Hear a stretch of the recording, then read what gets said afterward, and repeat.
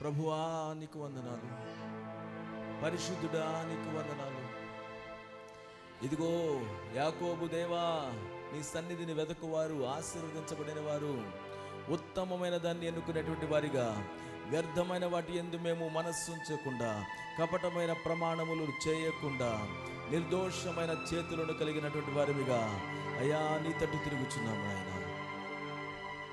మా హృదయాలను నీకు సమర్పించుకొనుచున్నాం ప్రభువా. పవిత్రమైన హృదయాలను మీరు మాకు అనుగ్రహించండి.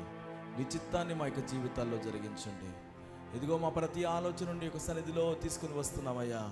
మాకు తోచినట్లుగా కాదు, నీ చిత్తం ప్రకారంగా జీవించడం మాకు నేర్పించండి. మా కనురెప్పవలే మీరు మమ్మల్ని కాపాడుచూ ఉన్నారే, విడువకుండా ఎడబాయకుండా నీ అరచేతులలో మమ్మల్ని చెక్కుకొని ఉన్నారే దేవా. ఇక ఏ దానికోసం మేము అడగగలుగుతాం ప్రభువా?